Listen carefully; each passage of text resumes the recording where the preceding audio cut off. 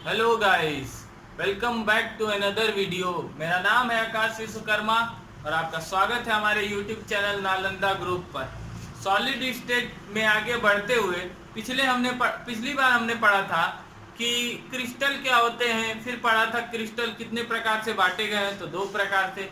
एक तो परमाणुओं की संख्या के आधार पर और दूसरा किस चीज के आधार पर, पैरामीटर के हिसाब से। तो 14 प्रकार के ब्रेवियर जालक हम पढ़ चुके हैं। अब बात आता है पैकिंग एफिशिएंसी की, किसकी, संकुलन क्षमता की। तो संकुलन क्षमता अभी नहीं पढ़ते हैं, पहले उसके बारे में कुछ टर्मिनोलॉजी है उसको पढ़ लेते हैं।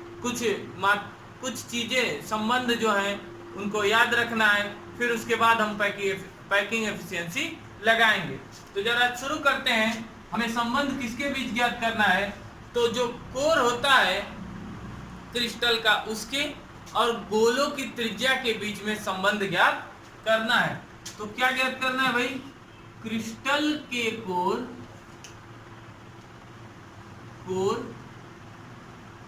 तथा गोले की त्रिज्या, या ऐसे कह सकते हैं परमाणु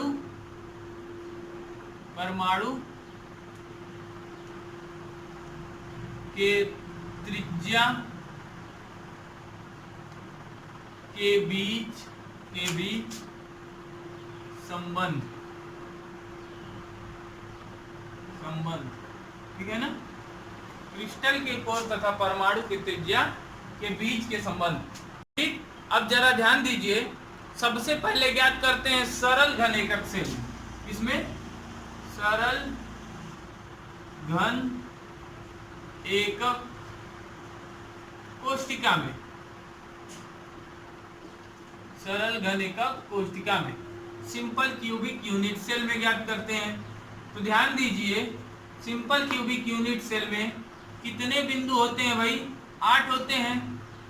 8 जालक बिंदु होते हैं, या ऐसे कह सकते हैं कि 8 परमाणु होते हैं। कितने परमाणु होते हैं, 8 परमाणु होते हैं। 1 2 3 4 5 और 6 7 और 8।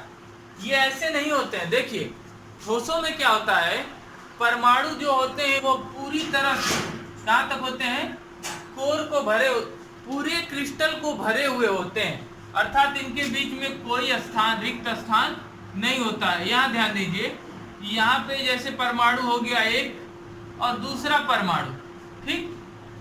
ये दोनों परमाणु क्या करेंगे, पूरे इस कोर की लंबाई को ग्रहण कर लेंगे, और इन्हीं के केंद्रों के बीच की दूरी, इन्हीं के केंद्रों के बीच की दूरी क्या कहलाती है, परमाणु की क्या कहलाती है, सॉरी, इन्हीं के कोरों के बीच की दूरी क्या कहलाती है, कोर की लंबाई कहलाती है, इनके केंद्रों के बीच की दूरी।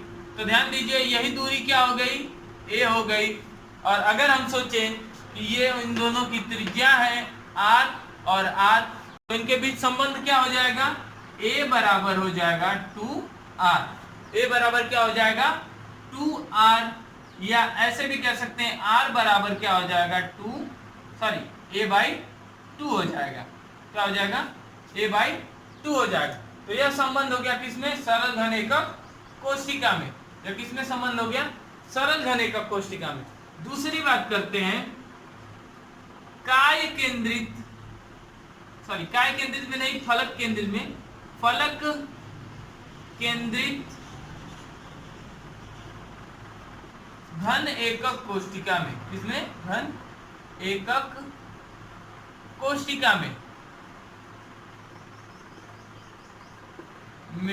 ठीक है ना, FCC में। इसमें FCC में ज्ञात कर लेते हैं भाई। तो ध्यान दीजिए, FCC में ज्ञात करते हैं।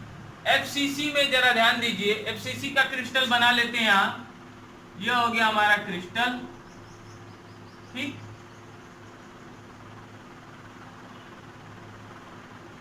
अब एक चीज ध्यान देना, ये परमाणु हो गए FCC के, हो गए, ठीक। और 6 परमाणु जो है केंद्रों पर होते हैं। प्रत्येक फलक के केंद्रों पर कितने परमाणु होते हैं, 6 परमाणु होते हैं, ठीक। अब एक चीज ध्यान दीजिए, कि इनके केंद्रों पर ये दूरियां जो है, ध्यान दो, इन दो विपरीत कोरों के बीच की दूरी हमारी हो गई ए। यह दूरी क्या हो गई? ए हो गई। ठीक, तो ए बराबर क्या होगा? ए बराबर क्या होगा, यही निकालना है ना हमें। अब ध्यान दीजिए, ए जो हो गई कोर की लंबाई। अब जरा ध्यान देना, पाइथागोरस प्रमेय लगा दीजिए। ये हो गया इसका लेंथ और ये हो गया ब्रीथ। ठीक है, हाइपोटेनस निकालना है। अब ध्यान देना, एच स्क्वायर बराबर L square plus B square. ठीक, एच ही हमारा क्या है? ए स्क्वायर बराबर एल स्क्वायर। एल क्या है भाई? तो एल अभी बताएंगे आपको क्या है, आर प्लस आर। तो क्या हो जाएगा? 2r square. ठीक है, और 2r square plus 2r square. ठीक, अब जरा ध्यान दीजिए कि यहाँ से हो गया 2r square plus 2r square. ठीक, अब ए स्क्वायर बराबर क्या हो जाएगा? तो आपका हो जाएगा यहाँ पर आर स्क्वायर, ये हो जाएगा 4r स्क्वायर और प्लस 4r स्क्वायर। ठीक, 4r स्क्वायर, तो ये हो जाएंगे आपके 8r स्क्वायर। ए स्क्वायर बराबर क्या हो जाएगा? 8r square. वर्गमूल ले लीजिए, दोनों पक्षों का वर्गमूल लेने पर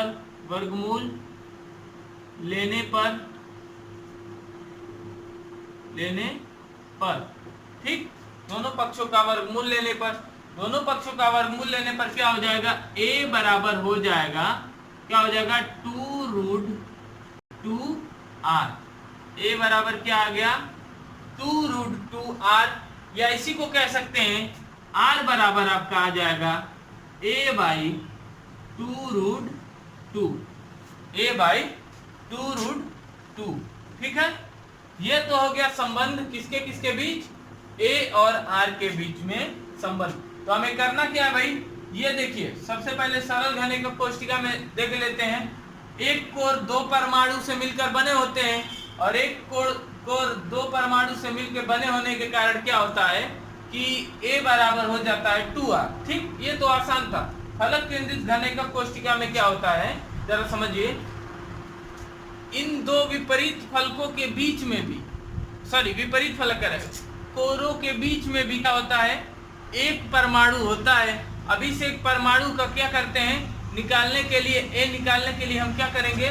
पाइथागोरस प्रमेय लगाते हैं, और पाइथागोरस प्रमेय लगाने पर कोर और किसके बीच, परमाणु की त्रिज्या के बीच क्या संबंध आता है? r बराबर a बाई 2√2 आता है। ठीक है ना, इतने को नोट करिए, फिर आगे बढ़ते हैं इस वीडियो में।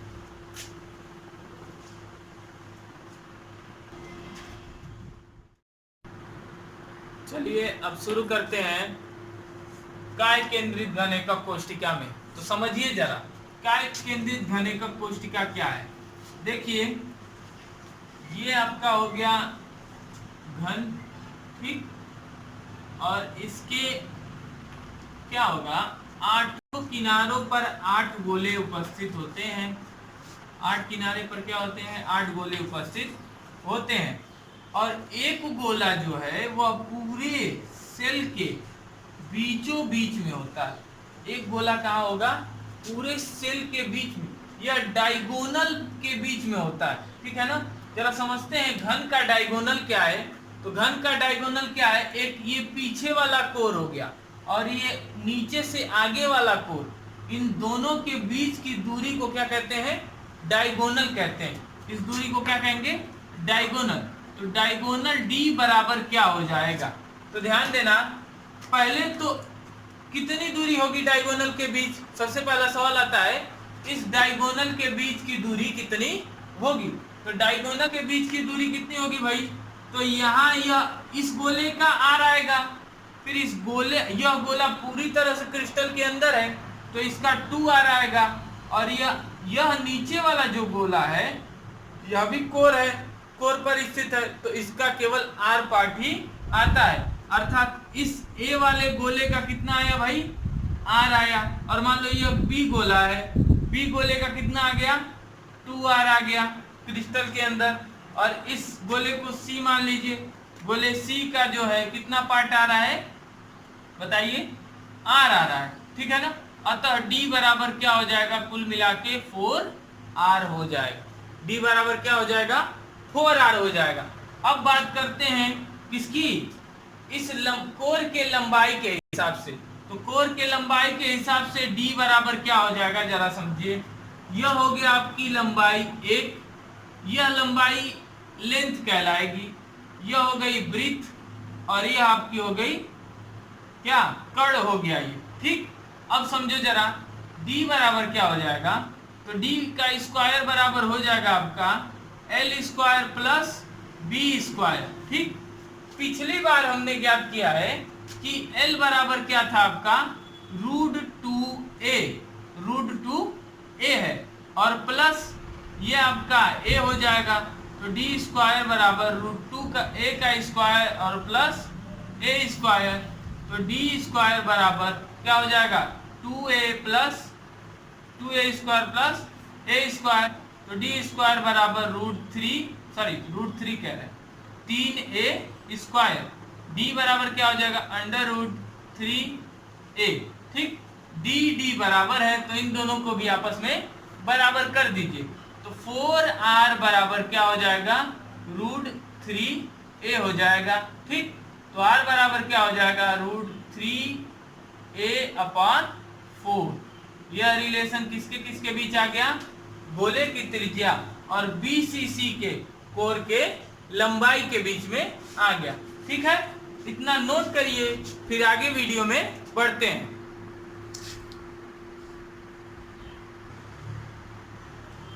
अब बात करते हैं संकुलन क्षमता की। किसकी बात करेंगे, संकुलन क्षमता। संकुलन क्षमता, पैकिंग एफिशिएंसी,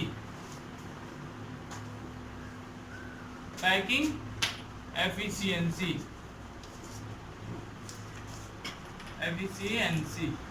ठीक है ना। संकुलन क्षमता की बात करते हैं, इसे शॉर्ट फॉर्म में पीई भी कहते हैं। तो कहीं अगर पीई लिखे तो समझ लीजिए कि क्या है, संकुलन क्षमता है। संकुलन क्षमता क्या है, एक अनुपात है, क्या है, एक फ्रैक्शन है, एक अनुपात है, किसके किसके बीच, तो गोलों के द्वारा या परमाणुओं के द्वारा घेरे गए आयतन और क्रिस्टल के आयतन के अनुपात को क्या कहते हैं, संकुलन क्षमता कहते हैं। क्या क्या हो गया, गोलों या परमाणु के द्वारा, परमाणु के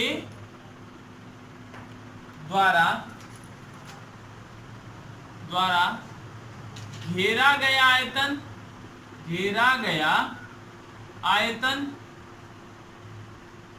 बटे में, परमाणु के द्वारा घेरा गया आयतन बटे में क्या चीज, हाँ, क्रिस्टल का आयतन, क्रिस्टल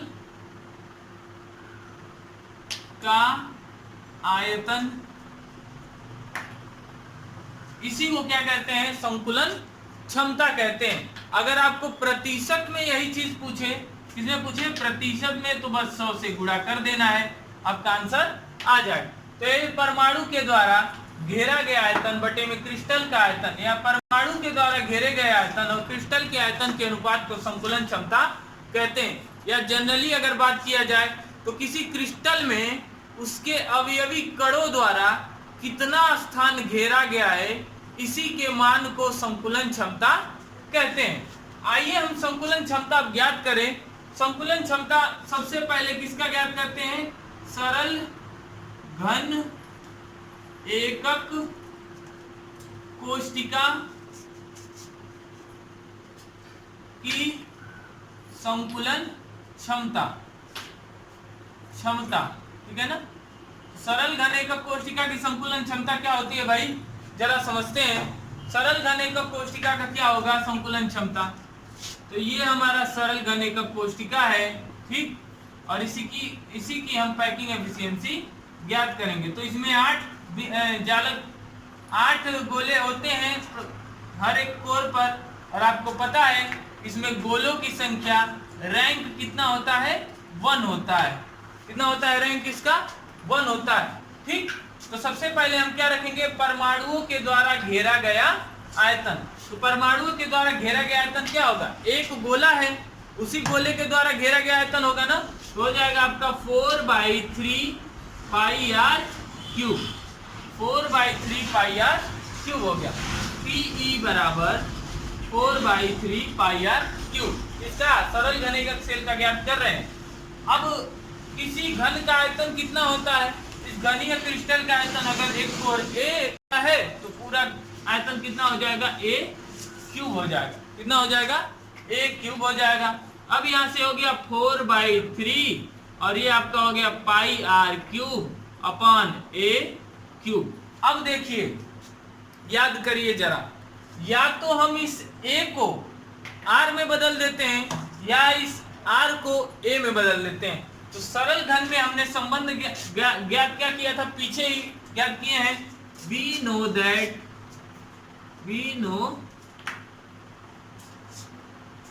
that क्या r बराबर होता है a/2। तो बस उसका मान रख दीजिए। मान रखते हैं जरा, r का मान रखने पर ठीक रखते हैं जरा, तो हो जाएगा 4 बाई पैकिंग एफिशिएंसी बराबर क्या हो जाएगा 4/3 और ये आपका पाई उतर जाएगा। पाई को भी लिख दीजिए 22/7। पाई को हम क्या लिख देंगे 22/7 और ये आपका r बराबर क्या हो जाएगा a अपॉन 2 का होल क्यूब। ठीक, और गुणे 1/a क्यूब। ठीक, अब यहां से हो जाएगा a 4 × 22 × a क्यूब अपॉन 3 × 7 × और ये हो जाएगा 8। ठीक, 4 दूना 8, 11 दूना 22। ठीक, बराबर क्या आ जाएगा गुणे 100। देखिए भूल गए हैं, शुरू से गुणे 100 करते रहेंगे तभी इसकी संकुलन क्षमता परसेंटेज में आएगी। गुणे 100 और अब क्या हो जाएगा 11/21 गुणे 100 आपका आ जाएगा। क्या आ जाएगा 11 गुणे 100/21। ठीक, ये पैकिंग एफिशिएंसी।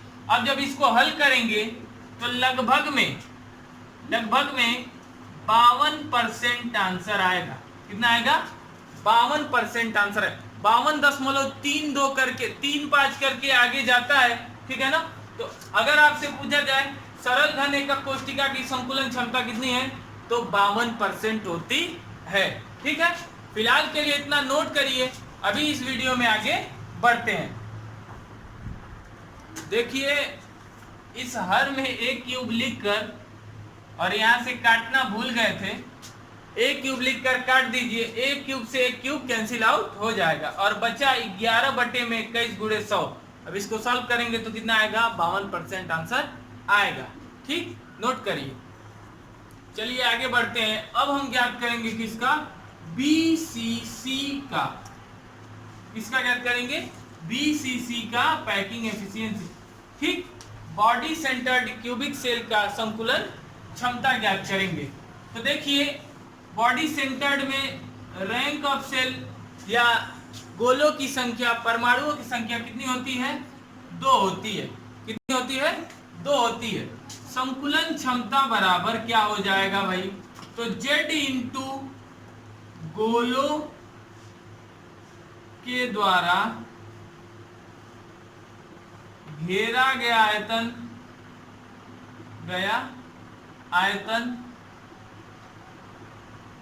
या गोलों का आयतन बटे में क्रिस्टल का आयतन।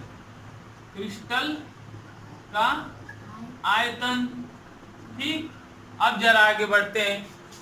कैसे निकालेंगे, तो Z बराबर क्या होता है, एक तो गोला बीच में होता है और 8 किनारे होते हैं। थोड़ा बना देते हैं। चलिए, ये आपका क्रिस्टल हो गया और इसमें क्या होगा 8 गोले जो होंगे किनारों पर होंगे BCC में, और एक गोला पूरे क्रिस्टल के बीच में होता है। ठीक, तो ये आपका आ गया 2 गुणे गोलों के द्वारा घेरा गया आयतन अभी पहले लगाए हैं 4/3 pi r cube upon crystal का आयतन a क्यूब। इसमें संबंध क्या होता है, a और r में संबंध क्या होता है, आर बराबर होता है आपका क्या, √3/4, √3/4 ए क्यूब, सॉरी ए होता है केवल, यही संबंध होता है, अभी लगाए हम पीछे। अब पैकिंग एफिशिएंसी बराबर क्या हो जाएगा, पैकिंग एफिशिएंसी बराबर तो 2 गुणे 4/3 गुणे 22/7 गुणे क्या हो जाएगा, √3/4 ए का क्यूब, ठीक, अपॉन ए क्यूब, ठीक है ना, और गुणे 100, ठीक, गुणे 100, ठीक है ना। अब ध्यान देना, अब यहां से पैकिंग एफिशिएंसी हम निकाल लेते हैं कैलकुलेट करके। पीई बराबर क्या हो जाएगा, 2 गुणे 4/3 और गुणे 22 गुणे क्या हो जाएगा, √3 का ये हो जाएगा 3/√3 ए क्यूब, और फिर नीचे क्या बचा भाई, तो ये बचा 7 गुणे 7 और गुणे 4 चौके 16 चौके 64, ठीक, और ऊपर 100 से गुणा, ठीक है ना। अब पैकिंग एफिशिएंसी बराबर क्या, 3 से 3 कट जाएगा, ठीक, बचा क्या 64, 16 चौके 64, 8 दूना 16, ठीक, तो बचा क्या 22/√3 ए क्यूब, और ए क्यूब नीचे भी रहेगा, ठीक, और बटे में 7 6 42 ए क्यूब गुणे 100, ए क्यूब से ए क्यूब को काट दीजिए, आगे रहा 22/√3 अपॉन 42 गुणे 100, ठीक है ना, काटते हैं 11 और ये क्या हो जाएगा 21, तो हो जाएगा 11√3 अपॉन 21 गुणे 100, ठीक, यह बराबर होता है 11 गुणे √3 का मान हो जाएगा 1.414, सॉरी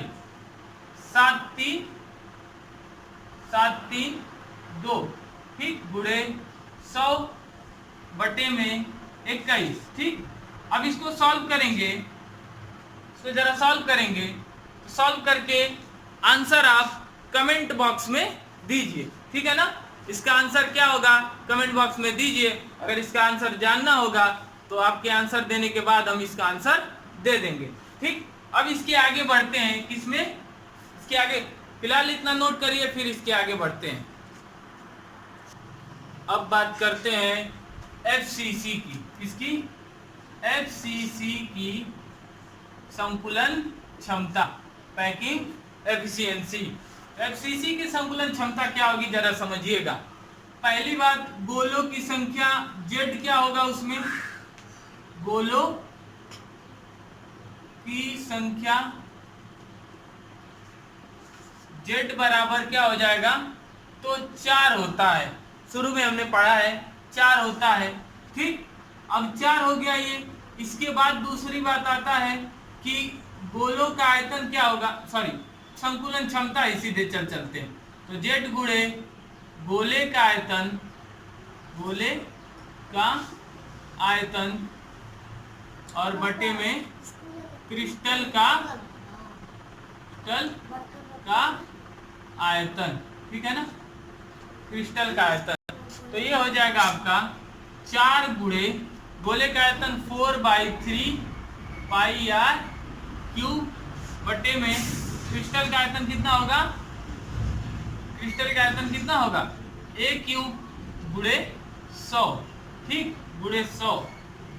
अब ध्यान दीजिए बराबर जेड कितना है 4 था, 4 गुणे 22 बटे में 7 कर लेते हैं, 3 गुणे 7, और ये हो जाएगा आर बराबर क्या हो गया, यहीं पर ले लेते हैं, आर बराबर था आपका क्या 2√2 था, ठीक है ना,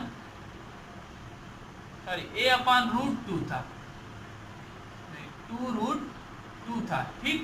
अब आगे बढ़ते हैं, यहां से हो जाएगा आपका a बटे में 2√2 का होल क्यूब और यहाँ हो जाएगा आपका क्या,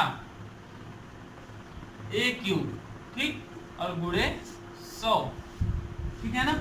अब इसको कट कर दीजिए, क्या हो जाएगा, 4 गुणे 4 गुणे 22 a क्यूब बटे में 3 गुणे 7 गुणे, इसको बाहर कर लेते हैं और हो जाएगा आपका 8 दूना 16 रूट 2 गुणे और a क्यूब गुणे 100, ठीक है ना। 16 से ये कट जाएगा 16 और बचा जो है आपका a क्यूब से a क्यूब कट जाएगा और आपका हो जाएगा क्या, 22 बटे में 21 रूट 2 गुणे 100, ठीक है ना। 21 रूट 2 गुणे 100, इसको हल करेंगे तो आपका आंसर आएगा 74%। तो क्या हो गया इसका पैकिंग एफिशिएंसी, 74%। तो एक बार रिकॉल कर लेते हैं, किसका, प्रिमिटिव सेल का जो होता है, प्रिमिटिव सेल का हो जाएगा आपका 52%, ठीक। बॉडी सेंटर्ड क्यूबिक सेल का हो जाएगा आपका कितना प्रतिशत, 68%, ठीक। और बाकी रहा FCC का कितना होगा, 74%, ठीक है ना। ये हो गई इनकी पैकिंग एफिशिएंसी, ठीक है ना। फिलहाल के लिए इतना ही, मिलते हैं अगले वीडियो में। अच्छे से पढ़ाई करिए, ठीक, और इन चीज़ों को कई बार प्रैक्टिस करिए, इसको कई बार प्रैक्टिस करिए, और प्रैक्टिस करने से ही ये आपको याद हो जाएगा। परीक्षाओं में ये बहुत ज़्यादा पूछा जाता है और अच्छे नंबरों से पूछा जाता है, ठीक है ना। तो अच्छे से एक बार रिवाइज करिएगा, इसको दोहराइए और हमारे वीडियो को लाइक करिए, शेयर करिए। तब तक के लिए धन्यवाद।